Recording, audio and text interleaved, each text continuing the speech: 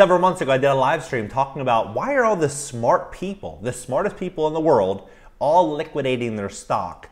Why are the big CEOs, the executives at some of the largest Fortune 500 companies in America all resigning inside of, a 6-month period? That's never before happened in history, where they're taking their chips off the table, taking a low profile, and leaving the limelight. Why would they do such a thing at all, really at one time? Why would that happen? And I was talking about this. A lot of people thought, many different things. But now things are starting to make a lot more sense. And I think that what we're going to see here in this economy is going to be very unique. It's going to be very different and very interesting. So over the last 2 years, what we've had is we've had this situation to where, people needed to stay home. So they got unemployment benefits, PPP loans, stimulus checks, and they were also working under the table. So people were making a ton of money. They're making a lot more money than they've ever made before in many cases, right? And so what are they doing when they make all this money? They invest it in meme coins, stocks, crypto. They invest it in real estate. They buy flashy things. They take on debt that they otherwise wouldn't. They do things because they have the wherewithal, and most people aren't savers. They'll go out there and spend the money.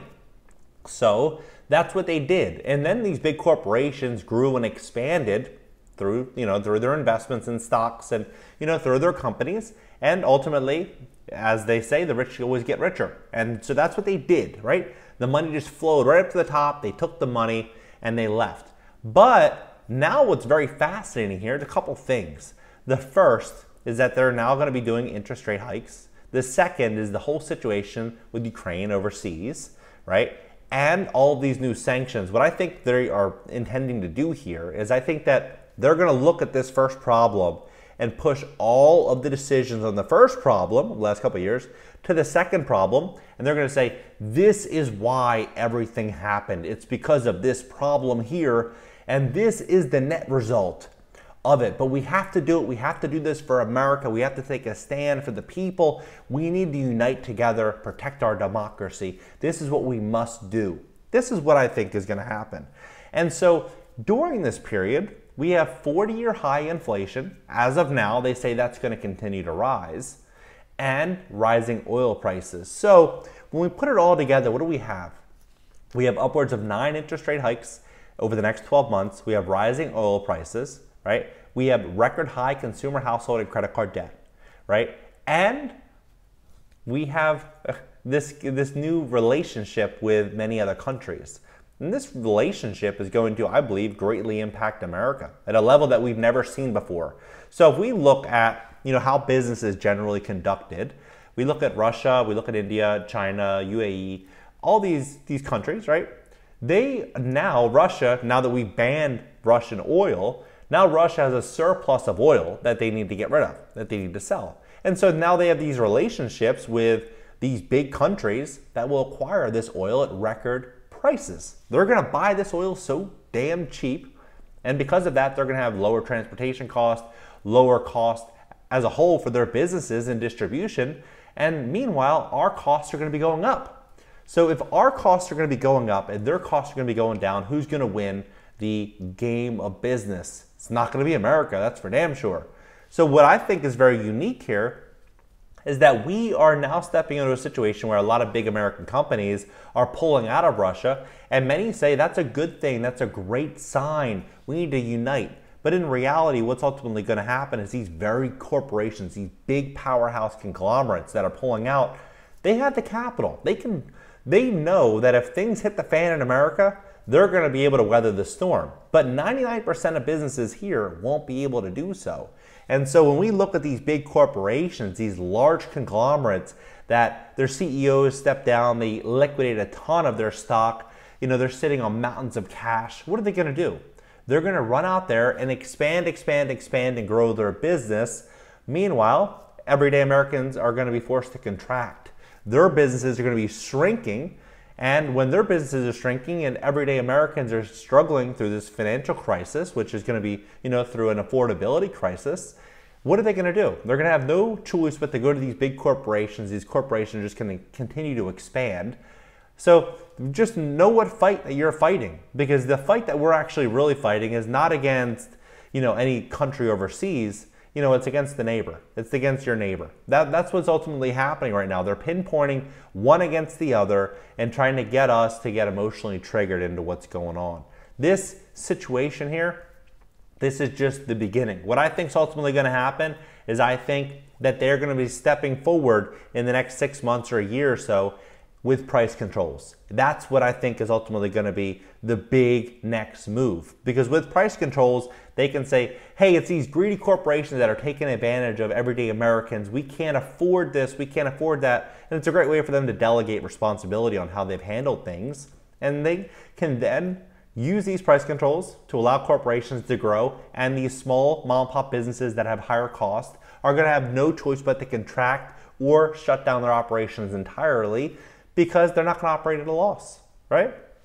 This is what's happening. They've done this before. They've done this before. I believe we're going to be stepping into a period where Russia and China and India and all these other countries are going to say, hey, do we really need the dollar? Do we need this as a reserve currency? Is America really as great as they say it is? You look at how much we've lost over the last couple decades, our education, what we actually produce, what we grow, what we are as a country has been challenged compared to what other countries have done. China, for example, has been expanding the last 2 years while America has been contracting. And this is this dividing moment. This is this key moment here where China and these other countries are just going to take off like a rocket ship, and we're getting driven right into a wall, an economic wall. These 9 interest rate hikes, what are they going to do? They're going to make the debt for consumers that much more expensive that they've acquired the last couple of years. So that debt that was manageable is only going to continue increasing. Their cost in a day-to-day life is going up. Rent is going up. Gasoline prices is going up. Everything's going to be going up. This is the big thing. So it's like, how do we avoid a recession? Really, how do we avoid a crash? I don't think that there's a way that we could, unless, of course, they keep interest rates at zero, they print more money, and they try to do that, but ultimately you can't do that forever. And the more that the dollar falls in value, the less valuable a dollar is as a reserve currency. The reserve currency, it's a store of faith for countries all around the world to know that they can have dollars, and these dollars are going to hold value.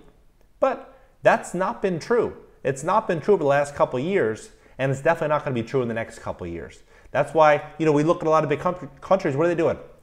They're hoarding gold. They are coming out with new methods to store wealth, to store value. This is what's going on. We're stepping into a whole new digital age. We're stepping into a whole new world, and it's not one in which America is number one. We are getting sold right now. That's what's happening. America is being sold. It's being sold. It's a fire sale. It's a fire sale. We're stepping into it right now. And the only way that they're going to have a solution for us, this only solution is going to be for us to not be dependent on Russia or any other country for natural resources. When in fact, at one time we were sufficient. We had everything that we needed to operate.